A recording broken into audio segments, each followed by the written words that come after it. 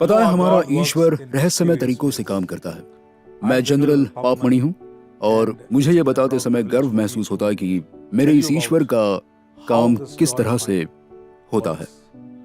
और मैं आर्म्स के प्रोफेशन में पिछले 37 सालों से हूँ और हाल ही में इस ऑर्गेनाइजेशन से एक जनरल के तौर पर रिटायर हुआ हूँ और हम इस राष्ट्र की सेवा में हैं और मुझे इस बात का गर्व है क्योंकि ये प्रोफेशन बहुत अच्छा है।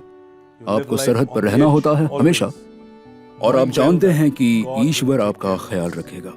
मुझे एक बात याद आ रही है, जब मैंने पहली बार यह तय किया कि मुझे आर्म्स के प्रोफेशन में जाना चाहिए, तभी मैंने सोचा कि आप सिविल सर्विस भी ज्वाइन कर सकते हैं या आप डॉक्टर या इंजीनियर भी बन सकते हैं, लेकिन वो आम बात है, फिर आप उसी चक्कर में फंस जाते हैं।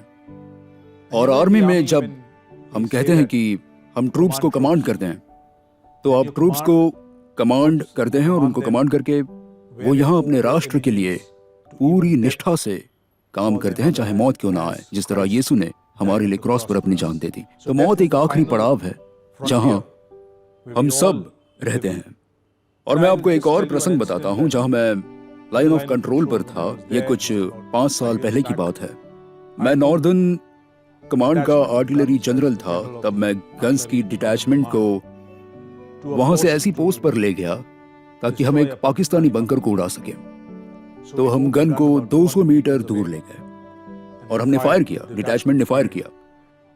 पहला राउंड बंकर के एक कोने पर लगा, लेकिन उतने में ही दूसरी तरफ से हमारे डिटैचमेंट पर एक मिसाइल आकर गिरा और 6 में से 5 लोग जख्मी हो गए थे।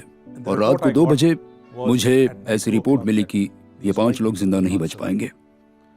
इसलिए मैंने घुटनों पर गिरकर ईश्वर से प्रार्थना की और ईश्वर ने उन्हें बचा लिया।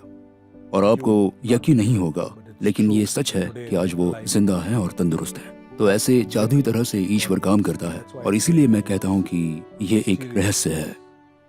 एक बार मैं लेबनान में था, मिडिल ईस्ट में एक निगोशिएटर के तौर पर गया था और तभी इजरायली आर्म्ड फोर्सेस और हिजबुल और हमास फोर्सेस के बीच फायरिंग चल रही थी।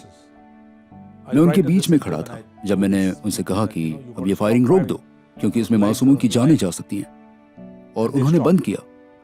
तो ये भी एक रहस्य है जो सिर्फ एक ईश्वर कर सकता है। इसलिए जब मैं कहता हूं कि हम सरहद पर जीते हैं, ये मेरी 23वीं जिंदगी है क्योंकि 22 बार मैंने मौत को झांसा दिया।